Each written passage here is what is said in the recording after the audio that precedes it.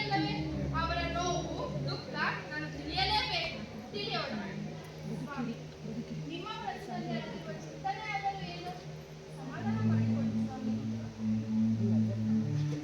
ಏನು ಹೇಳಿದ್ದೀರಿ? ಪಾಪಿಗಳ ಆತ್ಮಗಳು ನಮ್ಮ ಕೈಲಾಸದ ಸುತ್ತ ಸುತ್ತರಿಯುತ್ತಿವೆ. ಏನು ಮಾಡಬೇಕೆಂಬುದು ನನಗೆ ತೋಚುತ್ತಿದೆ. ಕೆಲಸ ನನಗೆ ನಿಮ್ಮ ಆಜ್ಞೆಯ ಕೆಲಸ ಮಾಡಲು ಆಗುವುದಿಲ್ಲ.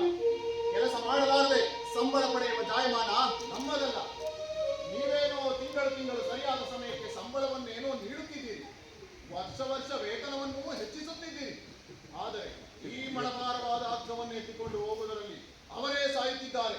ನೀವು ಯಾರ ಹೆಸರು ಹೇಳಿ ಅವರ ಆತ್ಮವನ್ನು ತರಲು ಕಳಿಸುತ್ತಿದ್ದೀರೋ ಅವರು ಸಾಯದೆ ಮತ್ತಿನ್ಯಾರೋ ಸಾಯುತ್ತಿದ್ದಾರೆ. ನಿನ್ನ ಮನಸ್ಸಿನ ಕೂಡ ನನಗೆ ಅರ್ಥವಾಗುತ್ತದೆ.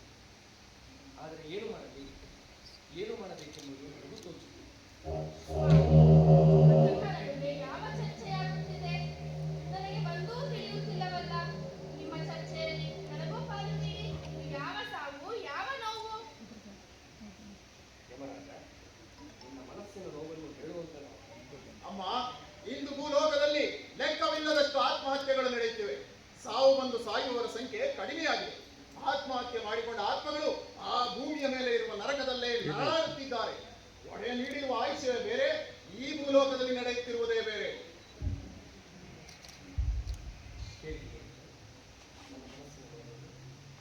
ಈ ನೋವೇ ನನಗೆ ಕಾಡುತ್ತಿರುವುದು.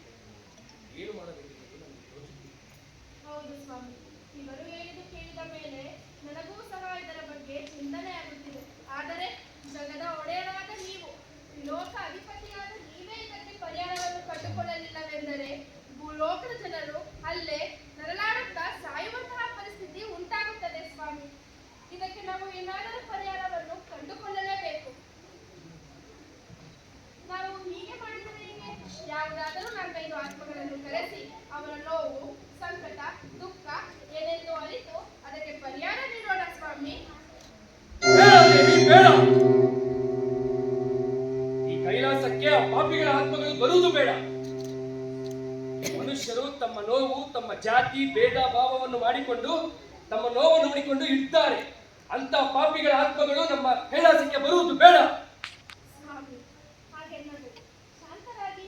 ಎಷ್ಟೇ ಆಗಲಿ ನೀವು ನನಗೆ ಪುರಾಣದಲ್ಲಿ ಬಹಳ ತ್ಯಾಗಗಳನ್ನು ಮಾಡಿದ್ದೀರಾ. ಆದರೆ ಇದೊಂದು ನನ್ನ ಸಣ್ಣ ಕೋರಿಕೆ ತೀರಿಸಿ. ಹಾಗೆ ಯಮರಾಜ, ಯಾವುದಾದರೂ ಆತ್ಮಗಳನ್ನು ಬೇಡ ದೇವಿ, ಬೇಡ. ಅವು ಪಾಪಿ ಆತ್ಮಗಳು. ನಾನು ನೋಡಿರುವ ಸಾವಿನಲ್ಲೇ ಕೆಟ್ಟ ಸಾವು ಈ ಆತ್ಮಹತ್ಯೆ. ಅಂತವುಗಳನ್ನು ನಾವು ಇಲ್ಲಿಗೆ ಕರೆಸಿ ಈ ಶುದ್ಧವಾದ ಜಾಗವನ್ನು ಅಶುದ್ಧಿಗೊಳಿಸುವುದು ಬೇಡ.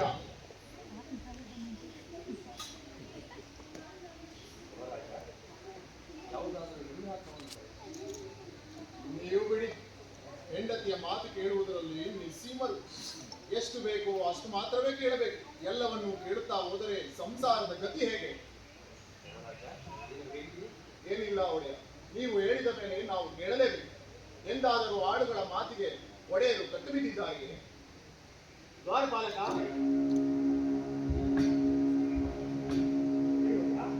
ಅಲ್ಲಿರುವ ಆತ್ಮಗಳಲ್ಲಿ 4 ಮಾತ್ರಗಳು ಹೆಸರು.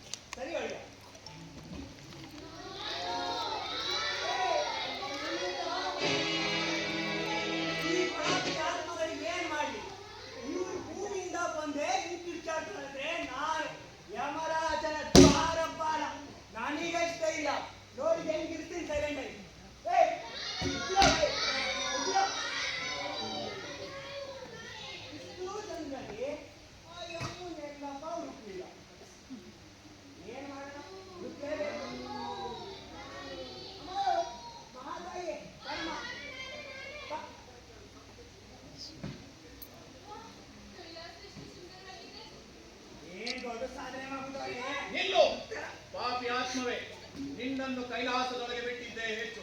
ಅಂತಹದರಲ್ಲಿ ಶಿವಪಾರ್ವತಿಯರ ಪಾದದರ್ಶನ ಮಾಡುತ್ತಿರುವೆಯಾ?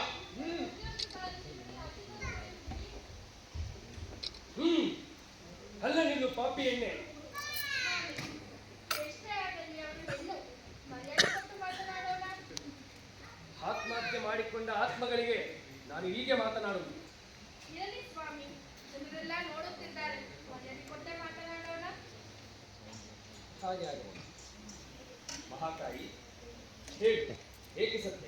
ನನ್ನ ಅತ್ತೆ ಮಾವಕ್ಕೆ ಶಿಕ್ಷೆ ಕೊಡಿಸಿಕೊಂಡು ಹೋಗಿದ್ದಾರೆ ಸತ್ಯ.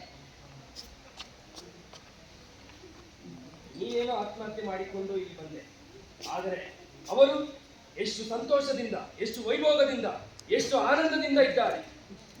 ಅವರಿಗೆ ಕಷ್ಟ ಆಗುತ್ತದೆ ಎಂದು ನೀನು ಆತ್ಮಹತ್ಯೆ ಮಾಡಿಕೊಂಡೆ. ಆದರೆ ನೀನು ಸತ್ತ ನಂತರ ಅವರ ವೈಭೋಗ, ಅವರ ಆಡಂಬರ, ಅವರ ಸಂತಸ ಅಲ್ಲಿ ನೋಡು.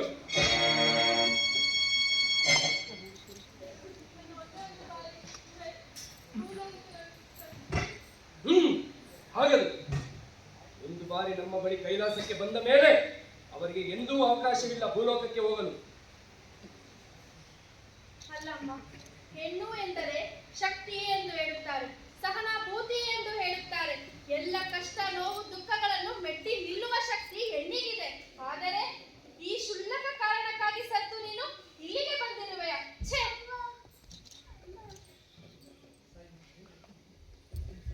ಸಾಯುವ ಏನಾಗಿತ್ತು?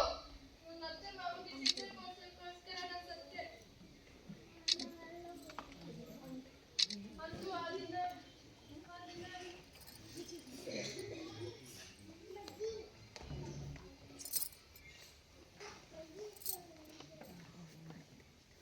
ಫ್ಲಾಶ್ಬ್ಯಾಕ್.